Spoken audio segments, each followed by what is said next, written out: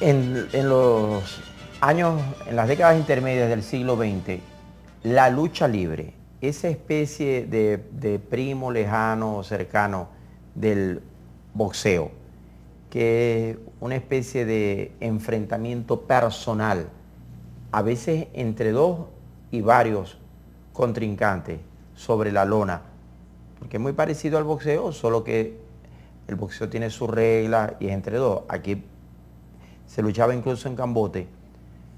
Eso constituye una especie de moda americana, porque los Estados Unidos fueron pioneros en ese modelo de entretenimiento, de espectáculo popular, pero donde comenzó la fiebre, digamos, masificada, el espectáculo a nivel mediático como una moda de masa fue en Estados Unidos. Tan es así que los colosos, los gimnasios, las arenas, como la llaman ellos, se colmaban de multitudes que trasnochaban, que seguían enfervorizados, primero por radio y luego cuando apareció la televisión, los combates cuerpo a cuerpo, que eran dramáticos, digamos, novelados, como un reality show, porque a veces parecía que uno de los luchadores tenía conflictos personales con el otro, que eran enemigos, que eran invencibles, que eran aliados. En Venezuela, cuando se presentó la lucha, hasta hermanos combatían aliados, hermanos de padre y madre del mismo apellido, sobre el ring. Y los mexicanos sacaron de la lucha libre un ícono popular, un luchador que se volvió un paradigma, que se les volvió un fenómeno de su cultura popular. Y él en la vida real se llamó Rodolfo Germán Huerta, el Santo.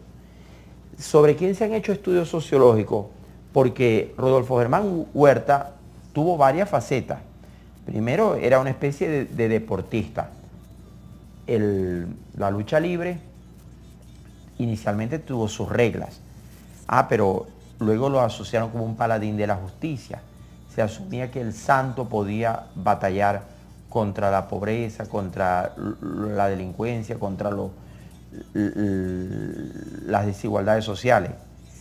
Y entonces en ese camino se les volvió un héroe popular. Los niños se disfrazaban de santo, la gente invocaba al santo. Y entonces era un mito viviente que a la postre, en los últimos años de su vida, era más allá de una leyenda urbana. Rodolfo Germán Huerta, un paradigma de la cultura popular mexicana, porque él luchaba escondido detrás de una máscara, y aquella simbología de cuando el santo se terminaría quitando la máscara. Ya les dije que el espectáculo de lucha libre se desarrolló fue en Estados Unidos. Ellos hacían unos campeonatos pueblerinos que luego llegaron a las grandes capitales. Aparecieron los primeros luchadores, digamos, profesionales del Cachascascán, de las primeras palabras que yo aprendí a pronunciar, Cachascascán. Porque ese Cachascascán cruzaría la frontera de México, llegaría a América Latina, y qué popular fue el Cachascascán en Venezuela y en toda América Latina en los inicios de la televisión. Es más, la televisión en Venezuela creció tomada de la mano del Cachascascán. Pero me devuelvo a analizar el fenómeno sociológico en Estados Unidos y México, porque los primeros campeonatos fueron en galpones, en estacionamientos, en gallineros. Ya ven ustedes allí una de las primeras fotos de los campeonatos locales en Estados Unidos, que cuando ya llega a México, que al fin y al cabo México lindo y querido es un país eminentemente latino, con unos valores del machismo enraizados, entonces aquello causó una eclosión, un fervor popular, un entusiasmo mayúsculo, que todo lo cual lo terminaría capitalizando, catalizando Rodolfo Germán Huerta, el Santo. Porque el Santo empieza a ser en la temprana aldea global un producto de masas. Venden muñequitos, venden relicarios, su estampa preside las revistas, folletines, comienzan a hacer series animadas, muñequitos, y hay versiones radiofónicas del santo.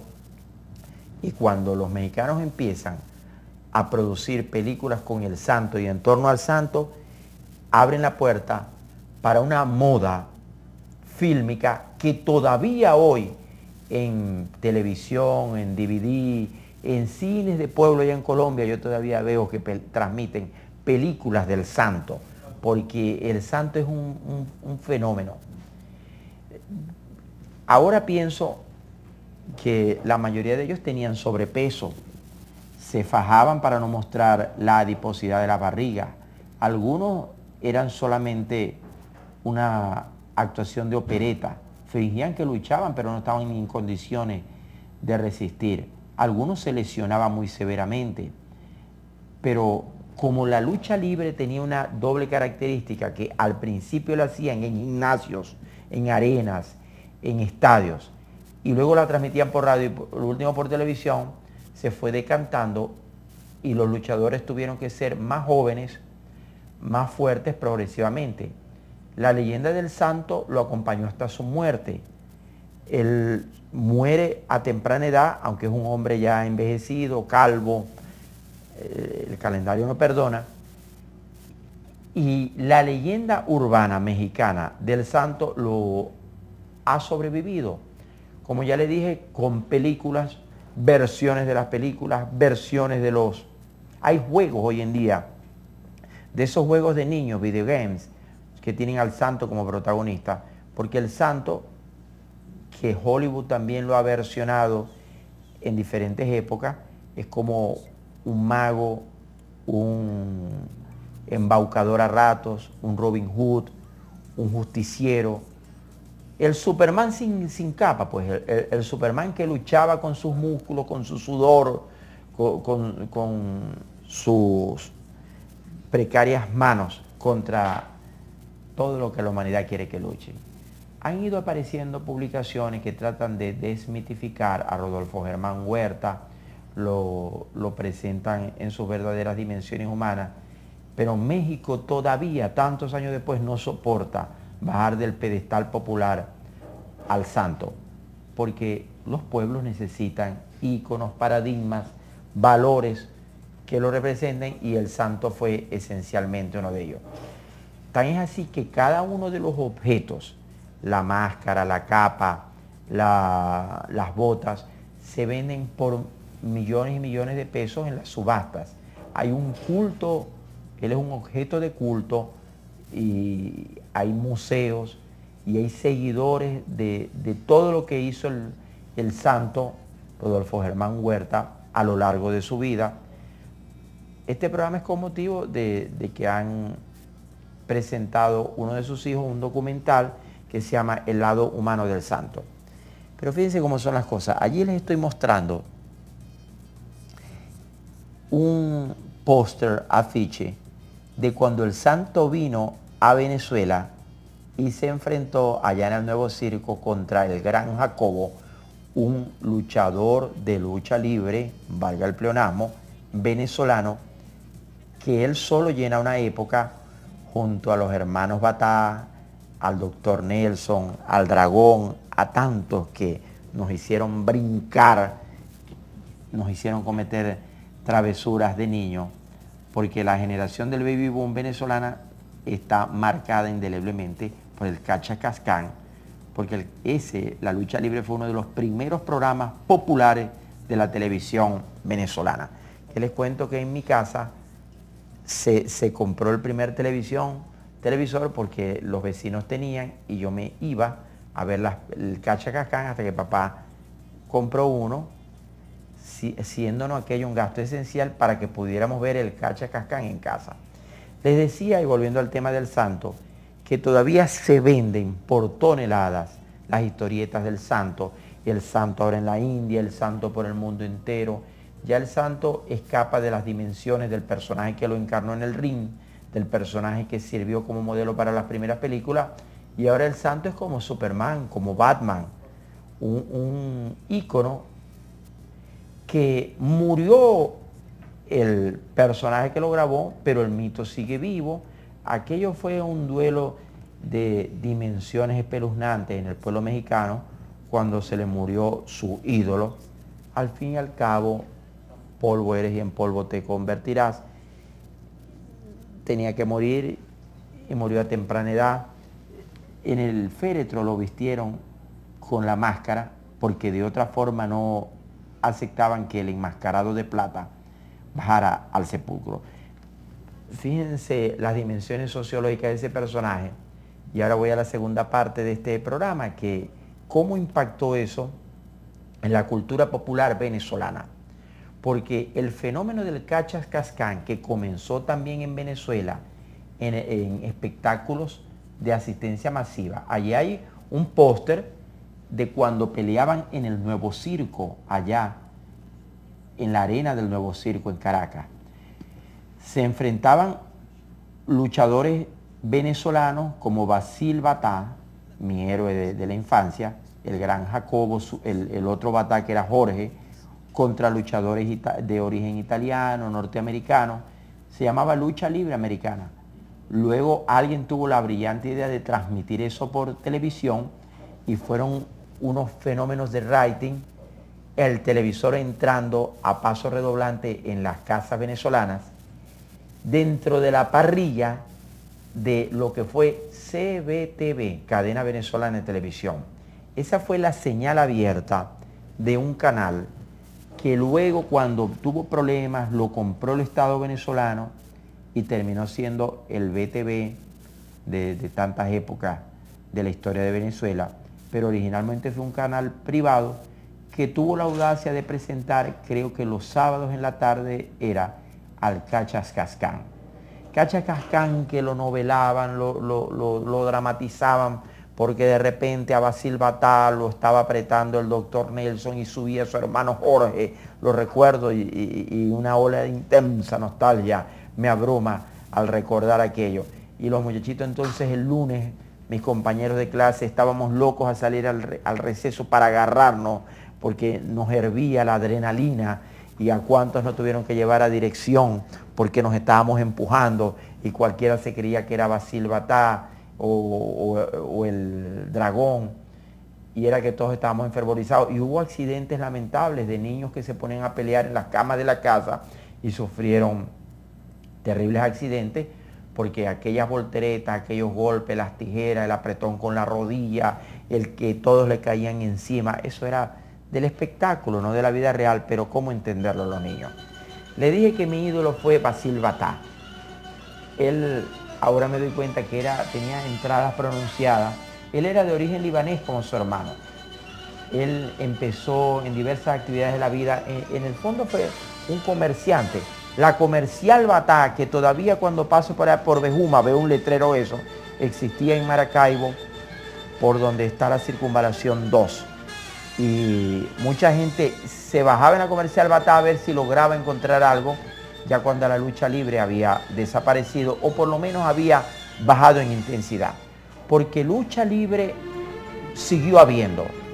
Lo que es que la reglamentaron los boxeadores icónicos, paradigmáticos, como Basil Batá, Jorge Batá, envejecieron, se quitaron la careta, ya gordos, abotagados, no podían seguir subiendo a la arena, pero unas generaciones, entre ellas la mía, deliramos, aplaudimos, soñábamos con el espectáculo. Nosotros no tuvimos un fenómeno más mediático de las dimensiones del Santo. El Santo solo fue en México, pero el espectáculo, que como ven ustedes allí, le hacían entrevistas.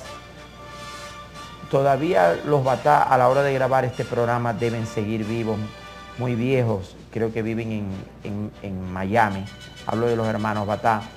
Algunos de ellos han muerto, muchos de ellos siguen siendo objeto del seguimiento más mediático.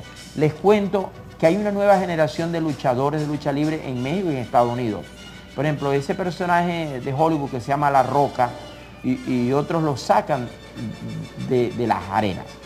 Pero quise analizar con ustedes el fenómeno del Santo y de los personajes de la lucha libre y el impacto que tuvo eso en la cultura popular de masa de los años 40, 50, 60, hasta los años 60.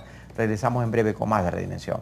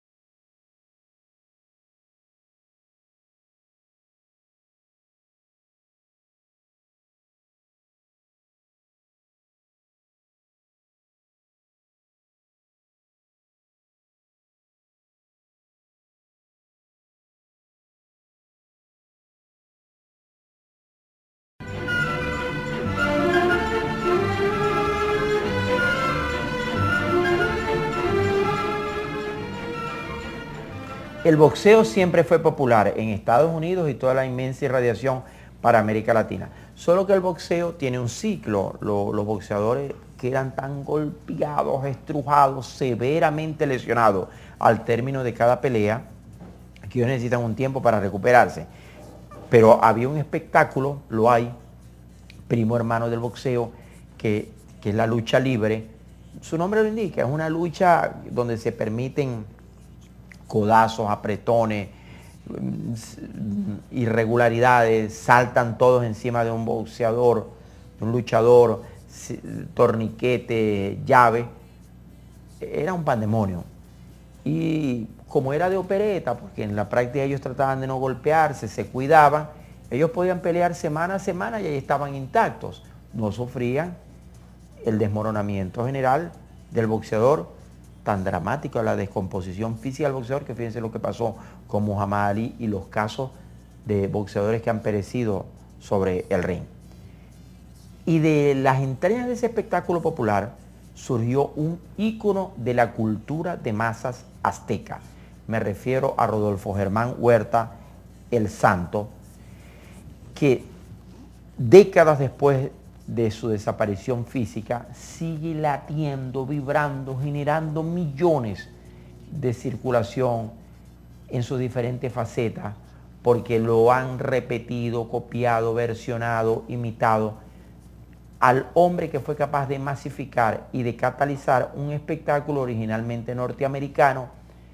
Los gringos fueron los que en los patios, haciendas, farmers, las llaman ellas, farms, las haciendas, los ponían a pelear, pero los norteamericanos reunían inmensas multitudes, lo transmitían por radio, luego hicieron películas y cuando ya vino la televisión fue un paroxismo que esa ola de expansión en torno al Cachascascán, la lucha libre, permeó, penetró los auditorios latinoamericanos y la televisión en Venezuela y en América Latina se masificó a un ritmo, digamos, violento de la mano de dos productos. Uno fue el Cachascascán, con los niños exigiendo que los padres les prendieran el televisor a la hora de las peleas, los niños y los adolescentes. Y el otro, el de las novelas, que venía ya la radionovela de origen cubano desde décadas atrás y causó conmoción ya en la época de la televisión. Incluso algunas novelas radiofónicas como El Derecho de Nacer, en la versión televisiva duplicaron la audiencia que originalmente en las ondas hercianas había tenido. Pero devolviéndome al fenómeno más mediático de la lucha libre, imagínense que se presentó casos de colegios en los cuales hubo que eliminar, suspender el receso, el recreo, en algunas tandas, porque los niños salían a luchar verdaderas batallas campales los lunes después de haber visto los sábados el Cachascascán. Cachascascán que tuvo en Rodolfo Germán Huerta, el Santo, un ícono que vendía productos, que capitalizaba mercados, al cual le prendían velas, le rezaban novenas, las viejitas y las mujeres deliraban por la imagen del enmascarado de plata, que murió a temprana edad porque nada en la civilización es eterna, el hombre es finito, cortico, breve, efímero, pero hay todo un seguimiento a lo que el santo dejó. El santo también fue un fenómeno de la cultura venezolana. El santo tuvo seguidores devotos aquí en Venezuela. Ese santo luchador, santo que daba patadas, codazos, mordiscos. Y aquí tuvimos otros fenómenos no tan impactantes como el santo, el gran Jacobo, los hermanos Basil, mi preferido Jorge Batá, el doctor Nelson, el dragón. La memoria es frágil. Yo era muy niño cuando todo eso se teletransmitió. Luego hubo como una especie de un consenso que la lucha era terrible, producía muertos entre los niños que querían imitarlo.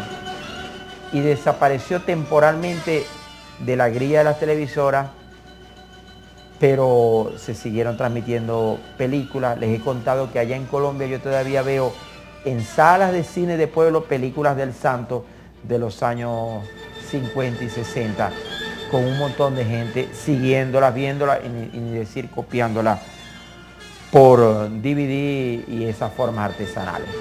Hasta aquí este programa que lo envuelve la nostalgia y los recuerdos personales. Yo voy a seguir buscando en periódicos, en revistas, libros, enciclopedias, en documentales, episodios, personajes, circunstancias que alguna reflexión tengan para nuestra vida. Mientras tanto, esté usted como en el Cachascascán, abajo, arriba, luchando, bregando. No se dé por vencido, venga lo que venga. Hasta la próxima vez de La Dimensión.